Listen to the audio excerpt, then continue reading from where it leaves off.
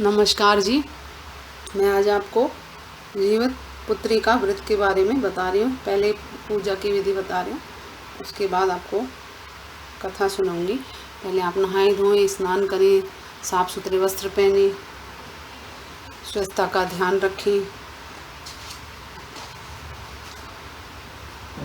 और ये व्रत आश्विन मास की कृष्ण पक्ष की अष्टमी को किया जाता है। व्रत रखने वाला स्वयं स्नान करके भगवान सूर्य नारायण की मूर्ति को भी स्नान कराएं और भोग लगाएं तथा आचमन कराकर धूप दीप आदि उतारें। भोग को प्रसाद के रूप में बांट दें। इस दिन बाजरा और चने से बने पदार्थों का भोग में लगाए जाते हैं तथा काटे हुए फल साग आदि नहीं खाए जाते और नहीं काटने ही चाहिए। यह व्रत आश्विन मास की कृष्ण पक्ष की अष्टमी को किया जाता है। इस दिन सूर्य नारायण की पूजा करनी चाहिए। इस दिन इस व्रत के करने से जितने पुत्र होते हैं परंतु जीवित नहीं रहते तो जीवित रहने लगते हैं। साथ ही बच्चों को मरने का दोष दूर हो जाता है। कथा इस प्रकार से है। एक समय जब भगवान कृष्ण द्वारकापुरी में निवास कर रहे थे, उस समय एक ब्राह्मण भी द्वारका में रहता था। उसके 7 पुत्र काल के गाल में बचपन में ही जा चुके थे। इस दशा को देखकर वह ब्राह्मण बहुत दुखी था।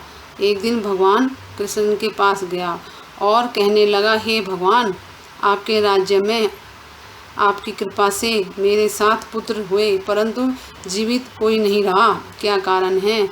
यदि आप अपने राज्य में किसी को दुखी देखना नहीं चाहते तो कोई उपाय बताइए। तब भगवान बोले, हे ब्राह्मण, सुनो, इस बार तुम्हारे जो पुत्र होएगा उसकी उम्र 3 वर्ष है। इसलिए उम्र बढ़ाने के लिए तुम भगवान सूर्य नारायण का पूजा करो। पूजा होने वाले पुत्र जीवित व्रत को धारण करो। तुम्हारे पुत्र की आयु बढ़ेगी। ब्राह्मण ने वैसा ही किया। जब वह सपरिवार हाथ जोड़ और खड़े होकर इस प्रकार विनती कर ही रहा था। विनती इस प्रकार से है, सूर्य देव विनती सुनो, पाऊँ सुख अपार, उम्र बढ़ाओ पुत्र की, कहता बारंबार। इतना सुनते ही सूर्य का रथ वहीं रुक गया। ब्राह्मण की विनती से प्रसन्न होकर सूर्य ने अपने गले में एक माला ब्राह्मण के पुत्र के गले में डाल दी और आगे चले गए। थोड़ी ही देर में यमराज उस ब्राह्मण के पुत्र के प्राण लेने आए। यमराज को देखकर ब्राह्मण और ब्राह्मणी कृष्ण जी को झूठा कहने लगे। भगवान कृष्ण अपना अनादर जानकर तुरंत सुदर्शन चक्र लेकर आ गए और बोले, इस माला को यमराज के ऊपर डाल दो।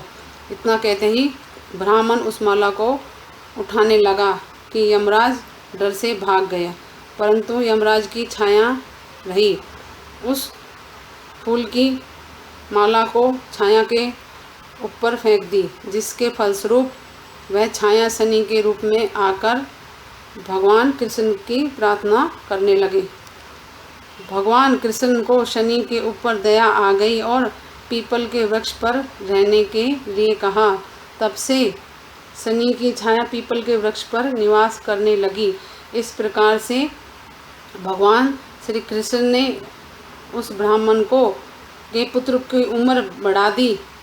इसलिए हे भगवान, जिस तरह उस ब्राह्मण के लड़के की उम्र बढ़ाई, इसी तरह सबके बच्चों की, सबके लड़कों की उम्र बढ़ाना, सब पे अपनी कृपा करना, दया दृष्टि बना के रखना, अपना आशीर्वाद हमारे सबके पुत्रों पे बना के रखना। ये कथा है, आप सुने और मेरे चैनल को लाइक करें, सब्सक्राइब करें, शेयर करें। नमस्कार जी।